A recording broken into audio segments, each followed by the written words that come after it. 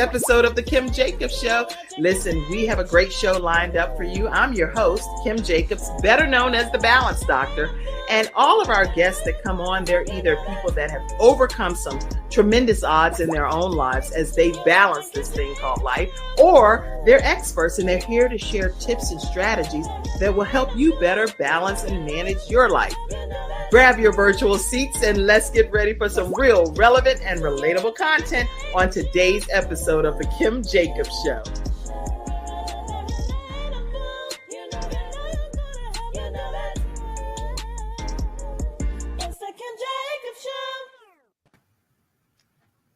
Hello, everyone, and welcome to this episode of the Kim Jacobs Show, where we're bringing balance to the world, one household at a time. So glad to have you all here in your virtual seats already. I can see you coming in, and let us know where you're visiting in from as you pop into the virtual studio audience. Hello, Dr. Colin over there. How are you today? I am doing good. How are you doing?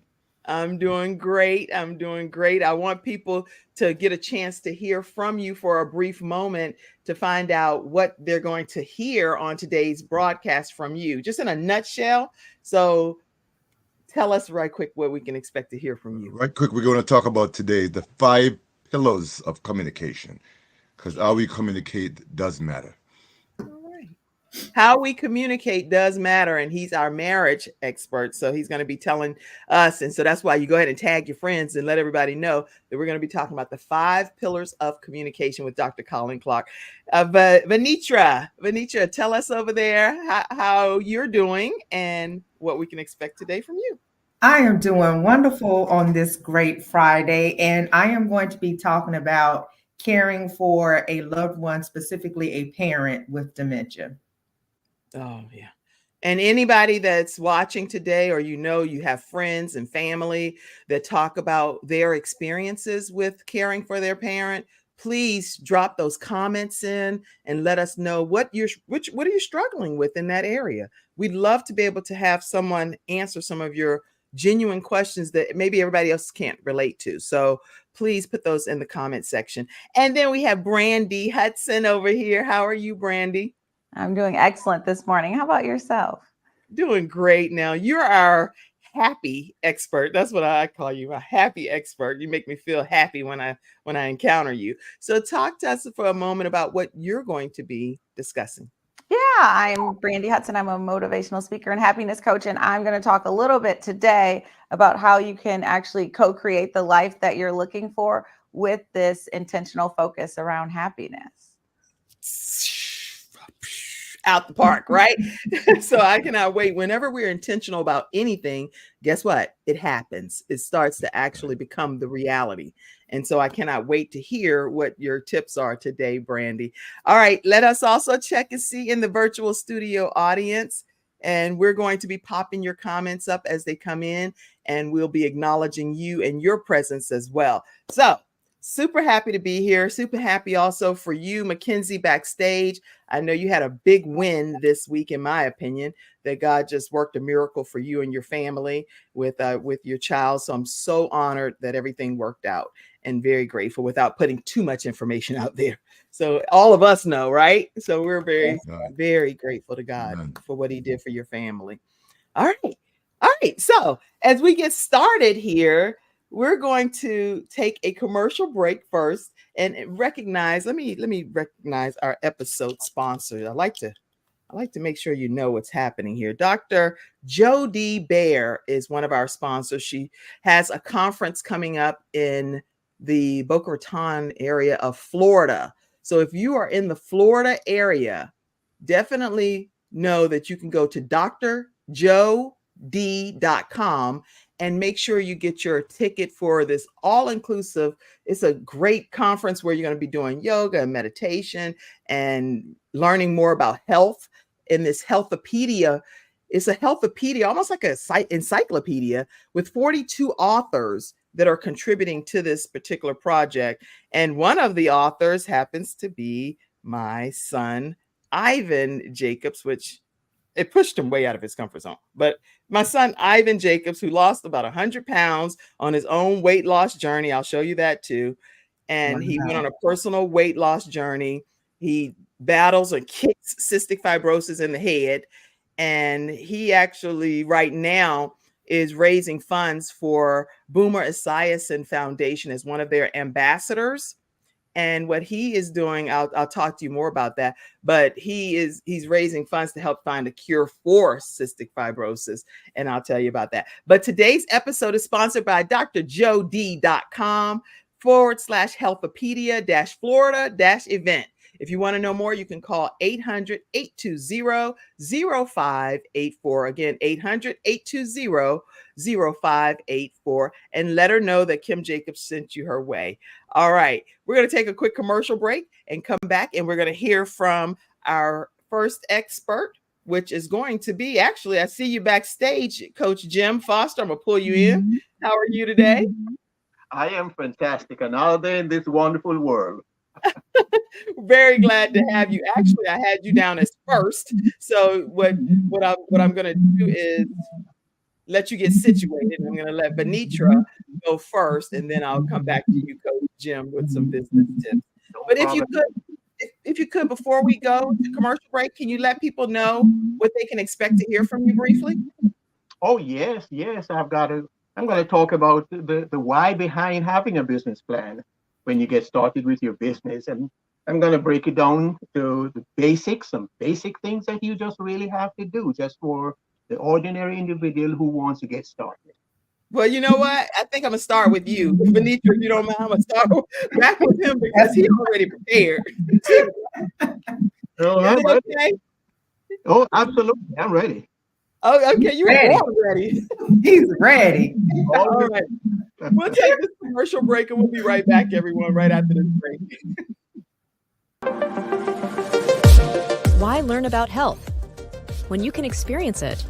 Experience it in beautiful Florida in February 2024.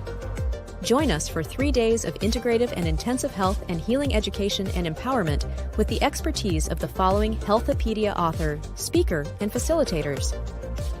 The world-renowned homeopath and acupuncture physician, Dr. James Marinakis, 4-decade health coach and holistic nutritionist, Dr. Joe D. Bear, and others such as Kimberly Meredith, Dame Doria Cordova, Rex Sykes, Dr. Gary Sanchez, Jamie Kerr, Serena Brown-Travis, and more.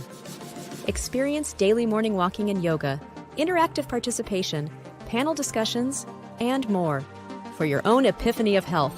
Get your tickets now.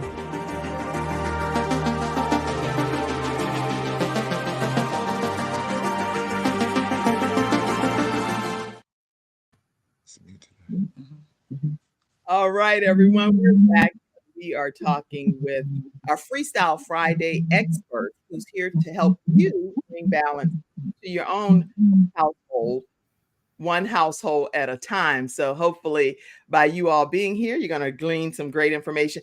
Coach Jim, we'll also need to know where people can reach you so that we'll know how they can stay connected with you. So make sure you mention that in your conversation. All right, we're going to go with you. Get you started right here first. All right, Coach Jim. Absolutely. And Kim, I must say that, as always, it is a pleasure to be on your show. It is a pleasure to connect with you. And thank you for having me and giving me your platform to share some of this information that I have. Where do I begin? I'm retired. I retired from the insurance industry. I always like to tell my story of how I landed in this country with $50 in my pocket, having to start life all over again. And in the interim, in the process, I went ahead and built an insurance company that I eventually sold and retired, expecting to ride off into the sunset to a life of ease and luxury. But then guess what? Life happened. I lost everything in the recession. So I had to start all over again. But out of that came the blessing, because it paved the way for what I'm doing now in helping individuals who are getting started in their business. You see, as in my insurance practice, I had outstanding craftsmen, designers. These are people who were excellent at their craft. But I realized when they came to me that they were missing a vital link. They did not have a business plan that was written, that could do the things that a business plan is supposed to do. So essentially, they were flying off the seat of their pants. And so I made it my commitment that I would work with individuals who want to start businesses and who have already started and have struggled, but to get them back on track. And it actually begins with the first thing is knowing their why. Why are they going in? And I incorporate principles. And what I'm going to talk about basically is just down to earth for the average person, for the average guy. And it begins with having why they want to have a business plan. As the old Chinese proverb says, the palest ink is better than the strongest memory. See, folks who are coming, and when I ask them, do you have a plan? Well, let me see your plan. They say, yeah, I have one. Well, let me see it. Well, it's in my head. That's not good enough. It has to be written. So that was the first sign of challenges. So in getting started in business, first of all, you have to establish your why. Why are you going in business? What is your motivation? Your why is what is going to fuel you for the journey and to face the challenges that you're going to face. Now, in one of the reasons that I found why most people want to start a business and they never get started is because they're not clear. They're not clear about what they want to do or how they're going to do. They really don't know how to get started. So the fundamental is having a business plan. You see, when you have a business plan, it provides the clarity that you need because you have to think it through each piece. And the business plan has approximately 7 to 9 components, but I'm just going to focus on address the issue on about 4 of these that are most critical. The first part of it is the fact that it create because it creates a clear path for your business journey, then taking time to ferret out all the things that you have to do in your business. It gives you that clarity so you can move forward. So in mapping it out, you want to look at what it is that you want to accomplish. You want to be able to identify who is your target audience. Who are you going to sell to? Who are your customers? And how do you find them? The basic goal of this is when your ideal customer sees your product or your service, they are going to say, yes, that's what I want. And that's how you end up having the sales and the success in the business. So having that clarity, first of all, identifying your audience, your your product, who you're going to sell to. The next thing is to be very clear about your product. And that clarity of your product comes out of the business plan by thinking it through and addressing all of these different elements that you will incorporate in your product or your service. So, for example, if in identifying your product or your service, it's important that it is in alignment with your why. It is important to be in alignment with what I call your expert genius. Your expert genius is the thing that you are good at. You're not only are you passionate about it, but it is in the area of your expertise, your years of experience and practice that brings it together with your passion, and it provides the driving force for you to go forward. And of course, in creating the business plan, it takes these things into consideration. It helps you to establish your price point, for example.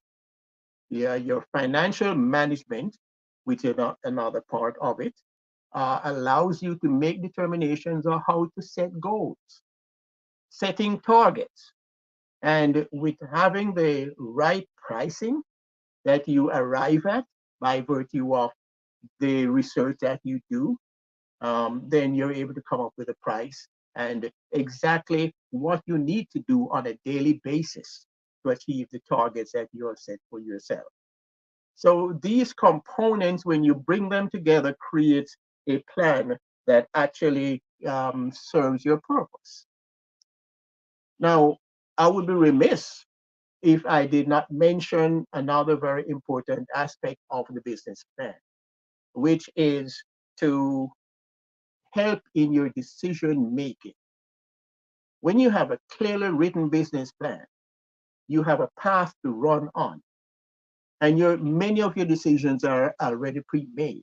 So when you come up on a situation, a challenge, a problem, an obstacle, it helps you to navigate it, because you already know where you want to go, and you already know some of the things that you're going to be dealing with, and you have already pre-planned for it. So it's like having a plan B. You can get around. And as you have all of these things put together, then when challenges come, you can go around them. These are just some of the fundamentals.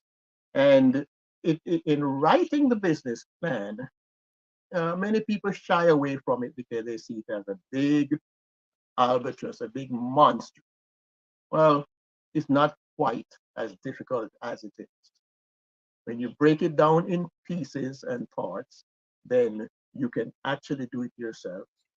And if you still feel challenged about it, then you reach out to someone who has the expertise and knowledge that is it to do it for you.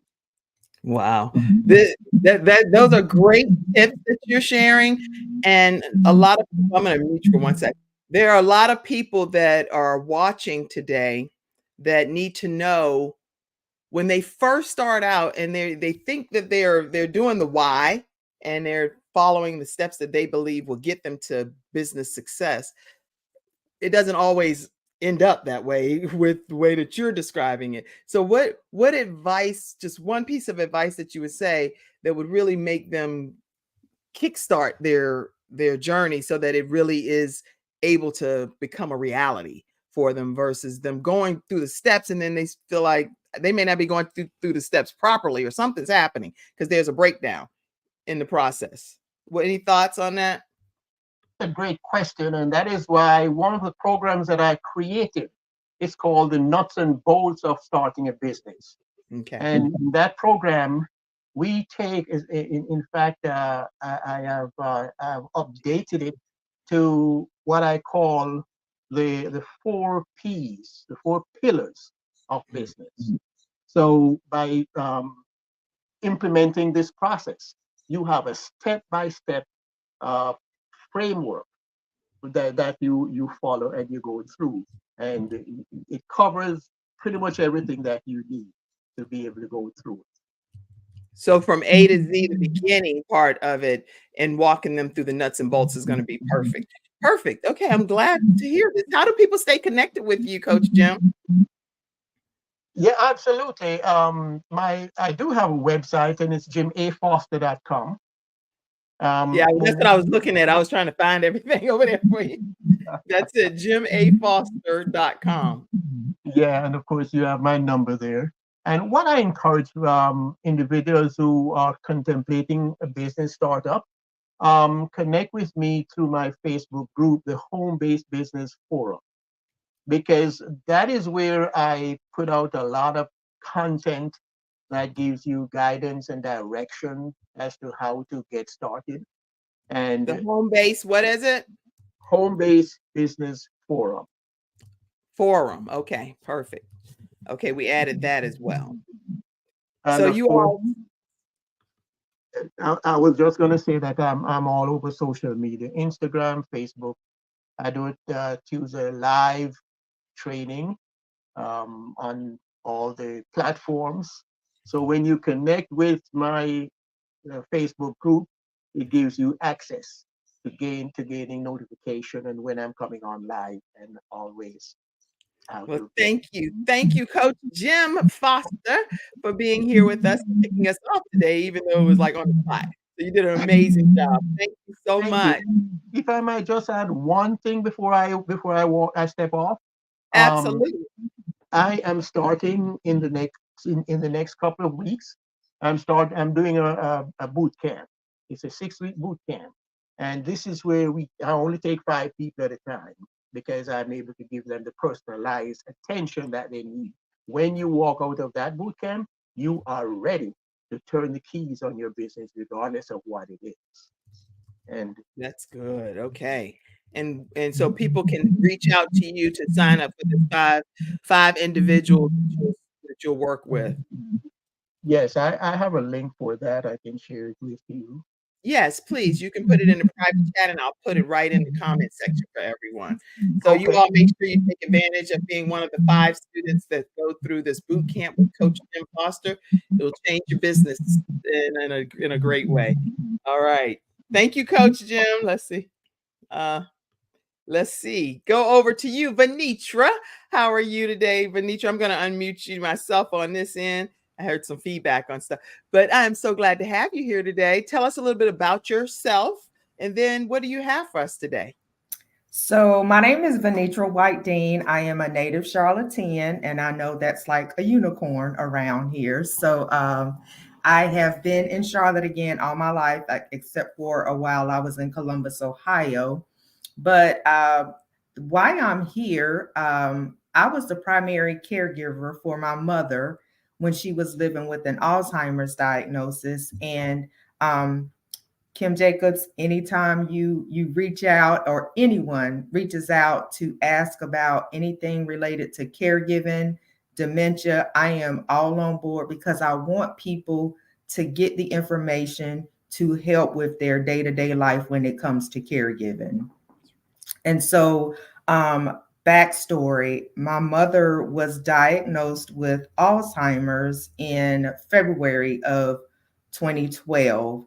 And, when we were growing up and we heard Alzheimer's, all we thought about was, well, I'm speaking for myself. All I thought that it was just memory issues, but there's so much more to Alzheimer's, and I'm speaking Alzheimer's. It's a form of dementia, and some people get those. They think they're the same thing. They interchange dementia and Alzheimer's. Dementia is an umbrella term, so there are many forms of dementia, just like cancer. There are many forms of cancer. So just like with dementia, there's Alzheimer's, there's Parkinson, there's Lewy body. All of these are forms of dementia. So my mother had a form of dementia. She had Alzheimer's. Mm-hmm. And so we learned quickly during that journey that Alzheimer's is more than just memory issues. And I know we talked about this the last time I was on here, but I'm sure there's some new people on here. Yeah, we talk about it every time. Alzheimer's is a chronic illness. There's no cure for it. There are medications out there to slow the symptoms, but there's no cure for Alzheimer's. It is a degenerative brain disease, so it affects your brain. And I know my mother's primary care physician, when she was first diagnosed and he was explaining things to us, he made it crystal clear and made it so easy for us to understand. Your brain is broken. He said, just like if you break your leg or you break your arm, you put a cast on it so people know that you have a broken arm or a broken leg. Well, with Alzheimer's, no one can see inside your brain to see the changes that are going on because you don't have a cast on your head. But there's so many changes going on in the brain that affect your physical, affect your mental, affect your social. So it's a whole lot going on when you're dealing with a parent or a husband or, a sibling that has been diagnosed with a form of dementia. Mm-hmm. And so one of our big things was having to meet my mother where she was. She, as the disease progresses, her needs changed. And as a caregiver, we had to figure out how we were going to accommodate her needs. So it was, as the disease progressed, she's not able to function as independently as she did. But what I will say is, as long as they are able to do anything independently, allow them to continue to be independent.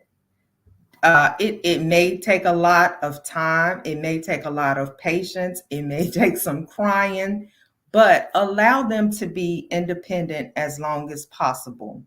One of the things that I did, I made sure that I got up earlier so that I could get myself together and have peace of mind and get myself so that when I got her up, that we might take a little longer getting her hair done. We might take a little longer getting teeth brushed. We might take a little longer getting dressed. But, and I tell this, I have so many pictures and videos on my phone of her, and I can look back on those pictures. There's one particular picture that I tell people about. So again, trying to let her be independent as long as possible. And at this time, she was struggling with getting dressed. But I wanted her to still feel independent and still feel in control of things that she felt in control of. So she's getting dressed and I'm like, okay, let's get dressed. Let's get dressed. So I step out and I come back in and she has her sock on her head and she is determined she is going to put that sock on her head. And so I said, well, do you want me to help you? No, I most certainly do not. I was like, okay. So I'll let her continue trying to put the sock on her head. And then I redirected and started talking about something else and just got the sock from her. And as I'm talking to her, I put the sock on and we go on about our day. And you just have to figure out what works for you. And again, as the emotional changes take place, as the physical changes take place, you just have to learn how to accommodate them. A lot of times no, not a lot of times. Most of the times, it's not like they're giving you a hard time. They're having a hard time. They can't express themselves the way they used to. They're just as frustrated as you are. So you have to have patience. You have to just stop and breathe. And that's a big thing too. I had to learn how to just stop, breathe, take a few minutes, step back, reassess the situation. And if it's not physically hurting them or physically hurting you or physically hurting anybody else, just let it go.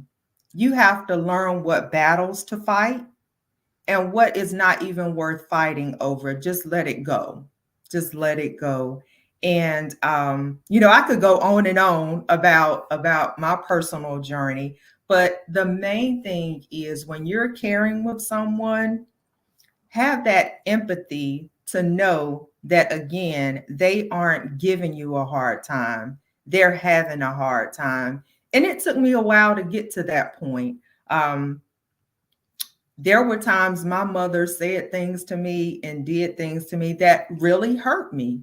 And I had to realize it wasn't her, it was the disease. So just stepping back, realizing their brain is not functioning the way a normal brain is functioning. And don't take everything personally. Don't take it to heart and laugh. Just you have to find humor in things in order to survive. I mean, there were plenty of times we were here in survival mode, not knowing what was going on, how we were going to get through the day, but you could look back and laugh at it. And sometimes you just have to laugh in the moment to get through what it is you're going through. This is really, I mean, you shared so many nuggets and tips and words of wisdom for people to make it a little bit more palatable, if that makes sense, if it's more manageable, because a lot of times when you see situations where people are caring for someone with Alzheimer's, it seems like they're frustrated. They're very frustrated. So I know you've given me a piece of calmness about even this whole scenario and how to deal with it. What the biggest thing for people that are the caregiver is, I know you've already shared lots of tips, but what's a tip for them to be able to make sure that they keep their sanity in the midst of this? Ask for help. Ask for help. Okay. And don't be afraid when people ask you what you need, don't be afraid to tell them exactly what it is you need, because what they think you need might not be what you need. Mm-hmm. If somebody, says, hey, what do you need? Can you come by for an hour and just let me get a nap? Or could you come by? I have laundry that has piled up. Could you come by and help me fold up some laundry? Or, hey, could you come by and let me explain to you our day-to-day, so maybe you could come and sit with mama for 2 hours so I can just get out and go to the grocery store by myself. So don't be afraid to ask for help, and don't be afraid to let someone bless you and help you. Again, personal experience. I thought I was Superwoman. I thought I could do it all. I didn't think anybody could take care of my mama the way I took care of my mama, until I hit that brick wall and I was depleted, physically, emotionally, spiritually depleted, and had to just reach out and start asking people for help. Mm-hmm. Okay. That's good. Very good advice. Ask for the help that you need so you're not on an island by yourself. All right. Here, tell everybody how they can stay connected with you, Venitra. So our website, and I didn't even talk about, but I started a nonprofit in memory of my mom. She passed away in September of 2020. So I started a nonprofit in memory of her, and our focus is the family caregiver. And it's not just for Alzheimer's caregivers, it's for any caregiver if you're caring for a loved one with a chronic illness. So we provide so many resources for the family caregiver to help with their daily life. And you can look at our website, frankiemayfoundation.com. We're on Instagram at Frankie May Foundation, and we're also on Facebook at Frankie May Foundation. That is wonderful. You all make sure you check out Frankie May Foundation, because this information and the way they do conferences and events and ways to help the actual caregiver. I do want to make sure that you all get to see her lovely mom, and very glad to have this particular segment piece be in honor of her as well. And she transitioned to this from this earth when? September 30th of 2020. Okay. And look at her. Her beautiful spirit lives on through frankiemayfoundation.com, because now her daughter Venitra is taking care of all of the caregivers out here in the world, even some of the virtual programs you can learn about as well. frankiemayfoundation.com. All right. And Kim, there's such a need out there for caregivers. And I don't want caregivers to feel like they're out there by themselves and they're alone. We started our program services in January of 2022. And at that first monthly meetup, which is our main program service, there were 13 caregivers there in January of 2022. We had our January 2024 meetup last Saturday.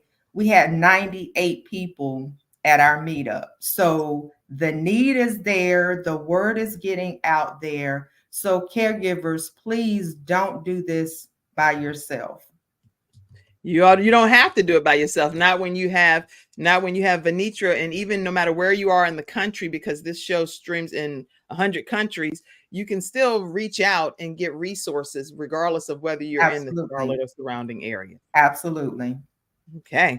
All right. So we're going to take a brief commercial break. I do want to encourage you, if any of the episodes of the Kim Jacobs Show has been a blessing to your personal home, and the different guests that we bring on have helped you bring some level of balance or synergy into your house, please make sure you donate to the Kim Jacobs Show. And you can do that through Cash App, $Kimjacobsinc, and PayPal. You can go to paypal.me/KimJacobsInc, or Venmo at the Kim Jacobs Show as well. And, screenshot it and donate. And it allows us to continue to provide daily programming to viewers like yourselves and listeners on iHeartRadio, Spotify, and all of SoundCloud, all of those, Amazon Music. You all are getting this blessing from people like these that are here today. All right. So we're going to take a quick commercial break, and we're going to come back with Dr. Colin Clarke. Are you ready for this, Dr. Colin? Oh yeah, let me unmute you. Let me see. You ready? You have to unmute yourself over there. I know you've been sitting silently, but we're gonna hear some marriage Yeah, advice. can you hear me now? Yes, yes. Can you hear me? All right. Yes, I'm ready. I'm ready. I think you were born ready too over there. You're like, yes, get your notepad. Get your notepad. If you want to know how to have some great marriage advice, we're going to do it right after this commercial break. We'll be right back.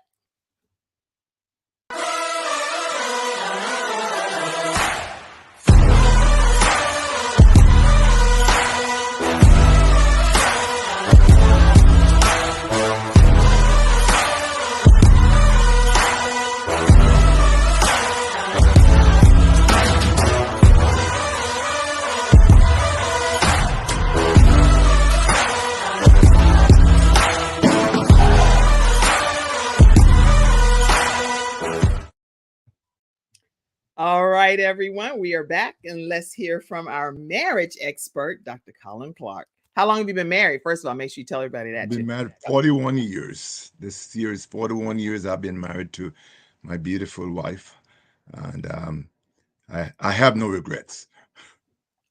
Oh, okay, that alone got us. You already melted our hearts, and it's the month of All right. love. I want to talk to you today about the 5 pillars of communication, because effective communication is the cornerstone to any relationship, not just marriage, but is the cornerstone to every relationship. And how we conversate with each other can either make it or break it. So we got to make sure that we're equipped. That's why I encourage folks to, especially in marriage, to do seminars and conference and to read and to equip yourself to be good communicators in your relationship. Because if you're not doing that, guess what? Your relationship only goes as strong as your ability to communicate. And if your communication skill is not developed, then you're going to have a problem. That's why the divorce rate is so high, because they tell me that the number one problem that causes divorce is communication. Number one problem that causes and then there are two other things, finance and sex, but the number one thing that causes problem is communication. And I think that even in finance and sex, if you communicate right, you can make it right. If you tell the folk, sit down and talk about your finance with a good communication, you can change that trajectory or change that way. And the same way with intimacy. If you learn how to tell the folks how you want it and what you should do, then you can make it work. Don't give fake feelings. You gotta make sure you're telling the truth. So talk about it. Talk about it. So the 5 pillars of communication. Number 1 is the tone that you use. The tone, because you could be saying the right thing but the wrong tone. The right thing but with the wrong tone. If you're not empathetic with your tone, if you're not saying it with love or being boisterous, then even though you're saying it and you're saying it right, it's a turn off for the person you're talking to, because the tone set the atmosphere for the conversation. And so if I'm not using the right tone, then I'm not communicating effectively. And so your tone is very essential to your communication, because the better you get at the communication and the more active you are in your listening, because a lot of us don't listen very well. I mean, most of us don't listen very well. We have to learn how to listen, because to listen means I'm going to shut up so you can speak. I'm going to shut up so you can make your point. Because a lot of what we do, we start to conjure up the answer. That's right. Before we even get the full statement or question. And so when we're finished, we're given the answer that is not even matching up with what the person is going through. Right. And so we are defeating the person. So we got to learn to listen with our ears, listen with our hearts, listen with everything. No phone, no computer, no nothing. Just you and I having a conversation, because you want to have a result that comes out on both of us as a win-win situation. And so the tone has got to be right. The tone has got to be right. If you're not using the right tone, learn how to use the right tone, because your tone can upset the other person, even though you might be saying what they want to hear, but the way you say it can turn them off. So you got to use the right. Then you got to make sure that you're doing time, the right time. Right time. All of these going to be T's. It's going to be tone and right. Somebody time. take some notes out there in the studio audience. Time. Your timing can be a turn off. Your timing can be a turn off. The right timing is when you choose the appropriate time to speak. Because a lot of us, we wait, and somebody just came home from work, open the door, and we start to have a conversation. Don't give them a chance to relax or you never know what the day was, and you just automatically come at them not using the right time. The right time is important, because the right time says, I'm going to wait until they relax. I'm going to wait until I'm not upset, because sometimes we speak out of our anger, out of how upset we are, and then instead of having a dialogue, we have a diatribe or a debate or a screaming. Diatribe is screaming and hollering, and it never fixed the problem. It never fixed anything. So you got to look for the right timing. When I'm in a calm spirit, when the person is relaxed and ready to have the conversation, then we can have the conversation. Because when you do that, that means nobody's stressed out. Nobody is angry. Nobody's is in a place where they're not ready for this kind of a conversation, and so you can have a diatribe or a disconnect when you don't use the right time. So select the right time for your conversation. It's okay to have complaint, because nothing is wrong with having a complaint corner in your relationship, because a complaint corner is good, because you won't be ignoring the elephant in the room. You won't be ignoring the conflict or the problem in the room. So it's good to have a complaint corner, but it's the way that you approach it that makes the difference. So the time, you got to make sure you're doing the right time. And then the third one, you got to set an atmosphere of trust. The person has got to trust you. If I'm sharing with you my feelings or my emotion, I'm sharing with you, because some people look at trust as that you violate the marriage, but trust can also be, I share my deep feelings with you. I share my emotions, and then when we have another problem, you bring it back up and use it as a weapon to beat me up. Then I'm not going to trust you with my inner self. So I've got to use an atmosphere of trusting the person in the marriage. So when I tell you something, I don't want to hear it again, because that means we're having a conversation, we're resolving this thing. So don't ever use your past issue that has been resolved and bring it back in the conversation that you're trying to work out. Address the problem at hand. Don't bring up back the whole thought, because you said you forgive. You said we forget it. You said we resolve it. So don't bring it back up again. So the atmosphere must be a trustworthy atmosphere. I feel comfortable. I feel open and honest. I'm going to be vulnerable with you because I trust you. So it's important that you create an atmosphere of trust where I can be open and honest and share with you, and not knowing that you're going to use it as a tool to beat me up. So you gotta have an atmosphere of trust. And finally, you gotta have an atmosphere of truth and love. Truth and love. Tell the truth. Tell the truth.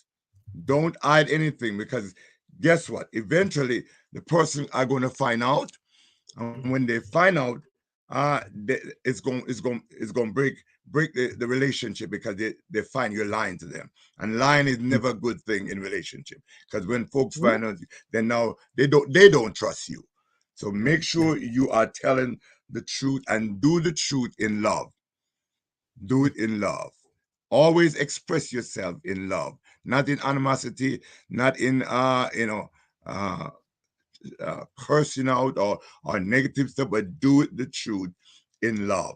Because if you do it in love, then you're going to be an overcomer, and you're going to have a healthy relationship. And finally, I'm giving space for the other person. Finally, you got to have teamwork, because they tell me teamwork make the dream work. If you don't work in team, set goals. Every relationship should have vision and mission.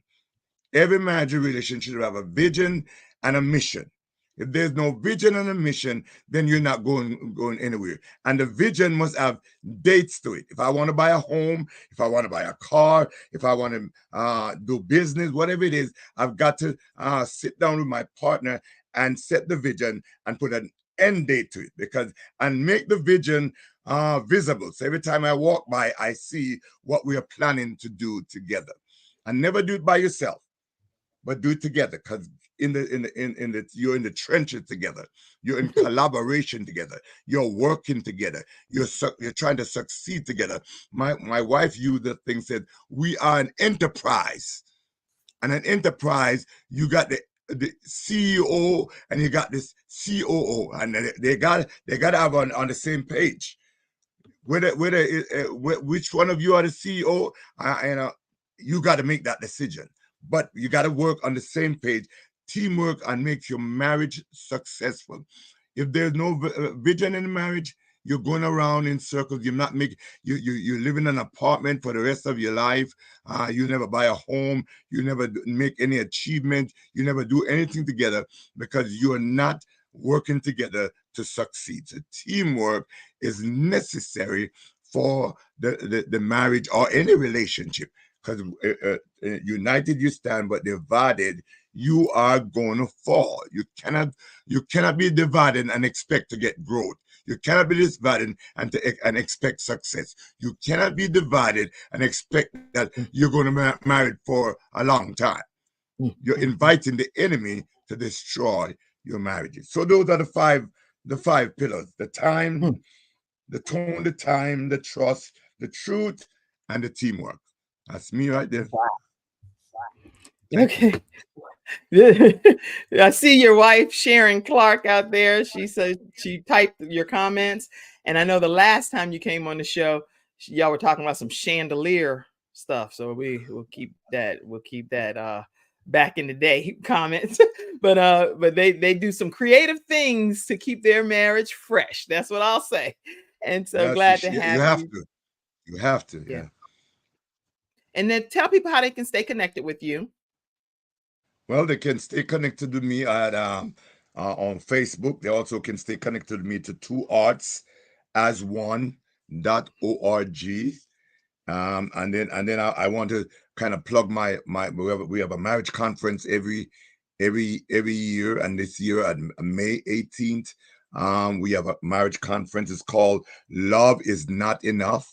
Love Is Not Enough. So so we have a guest speaker, Apostle Gilbert Coleman, and it's May the 18th from 11 to 4, and we invite you to come. You know, a lot of people spend thousands of dollars for the event, the wedding, but they don't spend any money on the marriage, the progress of the marriage. So I'm inviting you, spend some money on your marriages so it can grow, go, and become stronger. Okay.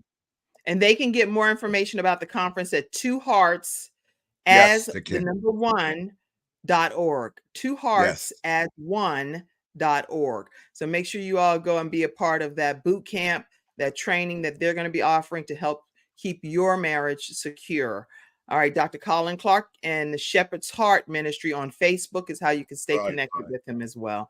All right, let's go over to Brandi. I'm not going to take a commercial break right now. We're going to go to Brandi. You have some kind of glow about you over there. It's a new filter looking thing happening. So what we're going to do is take a moment and go to a commercial break, and we'll be right back with Brandi, even though the glow is happening all of a sudden, which is a good thing, bringing us into the happy mode. We'll be right back, everyone, right after this break.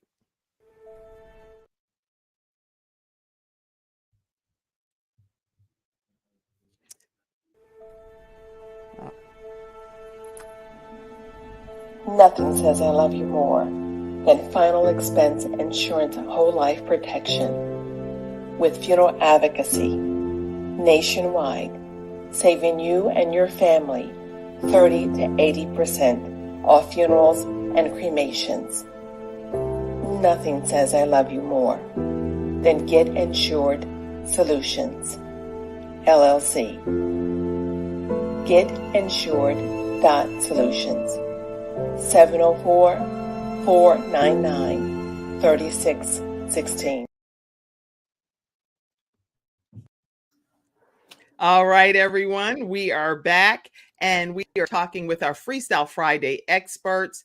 And if you have any questions for any of our experts, please feel free to put them in the comment section. And also, if you had a topic you really wanted to discuss this day, let us know that as well. Okay, so we're going to go over to you, Brandi. How are you today? Amazing. Hi, friends. I realized that I got on the call and it was dark outside, so I set my room for that. But because it's 8 a.m. on the west side, the sun has opened up and now the lighting looks different. Yeah. So that was but it's all good. Thank you so much for having me, Kim. It's an honor to share the stage with Venitra and Dr. Colin, as well as Coach Jim. I am a happiness coach, a motivational speaker. And today I wanted to talk about happiness from the perspective of our community. Oftentimes we aren't raised to believe that happiness is our birthright, but it is. And more importantly, when you think about happiness in terms of success and achievement, it is actually the number one factor that can shift your overall success in life. And so we so often put all of our energy into kind of relationships, and we put all of our energy into what job we're going to have, what entrepreneurial endeavor we're going to take. And towards the end of our life, we really for sure focus on our health. And what we know is that foundational to all of that is actually this intentionality around the amount of happiness we feel. And today I wanted to talk about it from the perspective of kind of this arc of life. This is the 1-year anniversary of the loss of a dear friend of mine. She was 38 years old when she passed away a year ago today. And she lived this bright, beautiful life and left such an impact on so many humans. But I wanted to talk about how the average person transitions from this world. They have 5 regrets. And there was a book written by Brandi Ware, and she was a palliative care nurse. And so she focused on what people really thought about in those last 12 weeks of their life. And there are 5 things. I think they actually all are the underpinnings of happiness. But the first one is around people wanting to be more authentic, right? And authenticity for sure contributes to our overall happiness. If we're always putting on a mask and feeling like we have to show up as someone else or show up in a way that is aligned to what other people are seeking, that begins to wear on us, right? So authenticity. The second thing is that they wish they had expressed their feelings more freely, right? And so we know for sure if we're holding on to our feelings and holding in kind of our thoughts and they're bubbling over, then we're not going to be able to be as joyful as versus if we actually move through our feelings and process them, right? So many of us have feelings that we've held on to for decades, and they're not in service to our greater good, right? And then increased connection with our friends is another thing that people oftentimes share as a regret when they're dying. And the last one, which I think is why I'm here today, is this idea of they wish that they were happier, and they wish that they realized that happiness is a choice. And so what we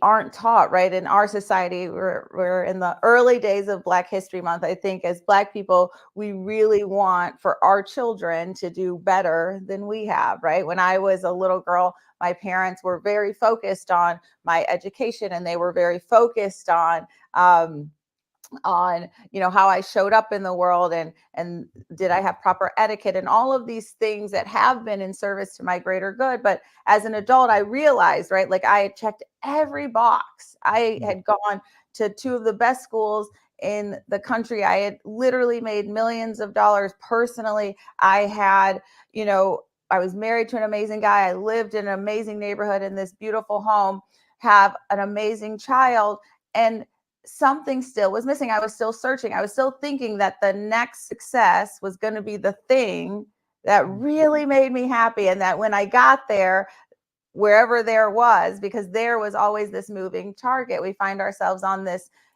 virtual hamster wheel or treadmill, whatever you want to call it. And so then I stepped back and I just looked inward and said, foundational to me, I just have to focus on happiness and do that in a way where I now teach my son that the most important thing that he will do in this lifetime is also to be happy. And the unintended consequence of that is that success and achievement come to you much more easily, right? Like life just flows to you. And I tell people to think about happiness. You have to think of yourself as the point of attraction, the central point of attraction for all that comes into your life.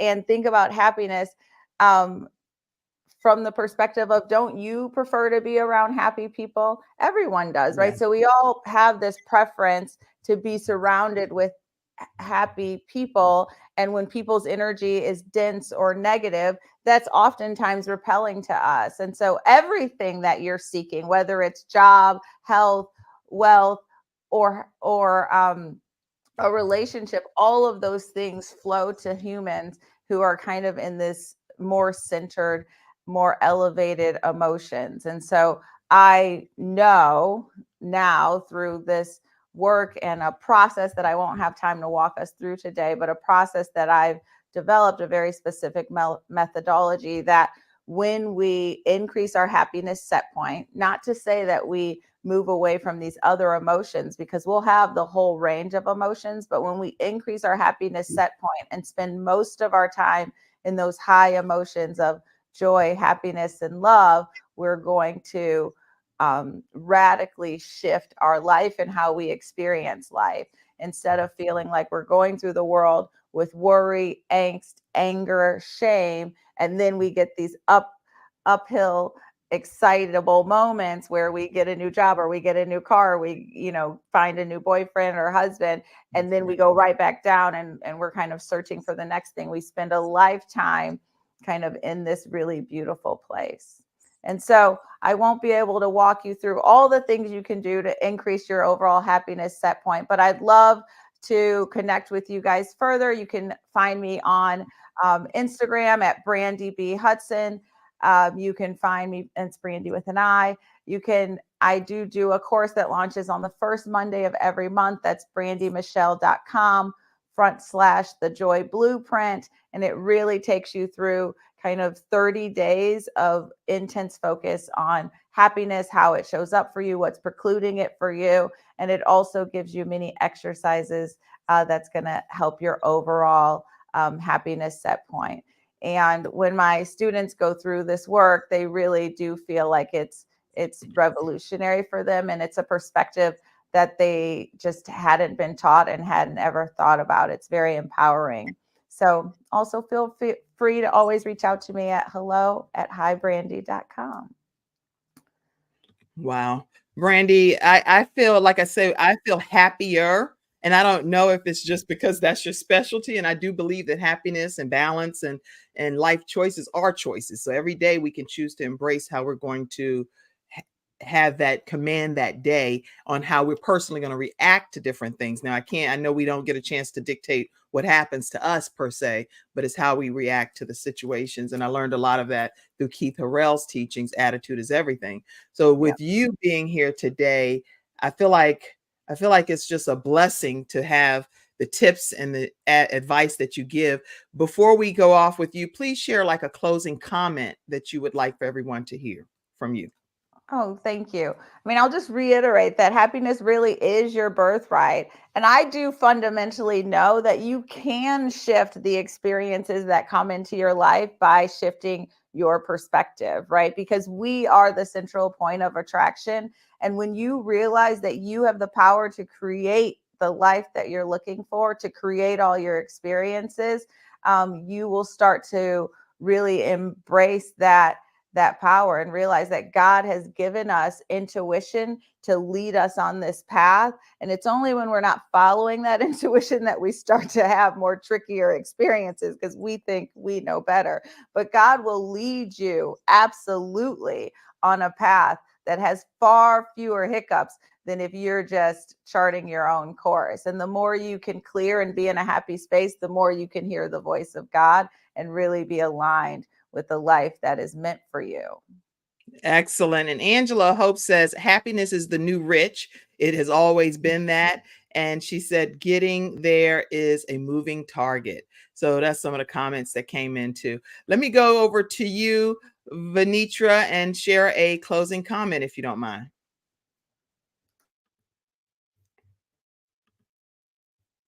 You have to unmute yourself.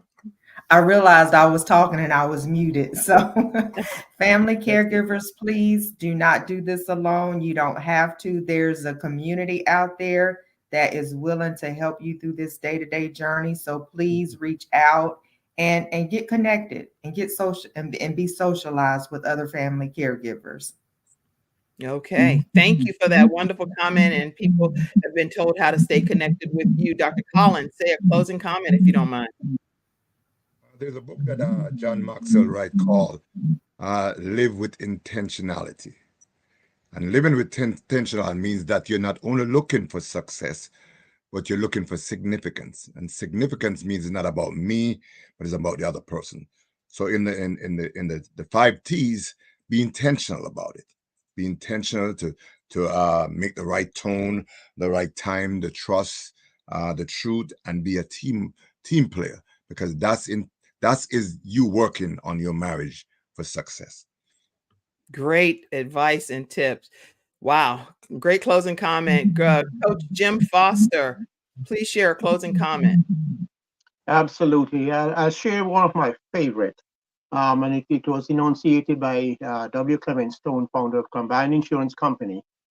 Success is achieved and maintained by those who try and keep trying with PMA, a positive mental attitude. Wow. You guys, thank you all. You have been just tremendous Freestyle Friday experts, and I'm really grateful for all of the knowledge that you've shared here today. I encourage you all to stay connected with each and every one of them. I see people saying lots of comments, and thank you so much for your input. I do want to make sure you know that my son that I put up earlier, he is in the process of raising, he's an ambassador with the Boomer Esiason Foundation. Many of you know Boomer Esiason from ESPN, but he has a foundation that honors his son, Gunnar Esiason, who actually fights cystic fibrosis as well, this lung disease that 3 of my children live with, and they battle and they beat it in the head. They've helped raise $2.2 million for the Cystic Fibrosis Foundation, but he's been charged to help raise $4,000 for his representation with Boomer Esiason Foundation. The link is here in the comment section. Please make sure you all contribute. It'll go directly to Boomer Esiason Foundation on behalf of one of my 3 children that battle this disease, cystic fibrosis. All right, everybody. I hope, let's see, lots of comments. I've been flooding them. We're going to go ahead and disconnect. I hope you had a wonderful week. We will see you next week on the Kim Jacobs Show, Monday through Friday at 11 o'clock a.m. Eastern Standard Time. Thank you, everybody. You can take it away, Mackenzie. This is awesome. Oh, Mackenzie, let me go and close the show out here because she has to do something with her child. Have a great one. See you backstage. Thank you for tuning in to today's episode of the Kim Jacobs Show and for being in the virtual studio audience. Your presence truly does make a difference, and I look forward to you bringing your friends and family to join you in the virtual studio audience Monday through Friday at 11 o'clock a.m. Eastern Standard Time. I look forward to seeing you and make it a great day.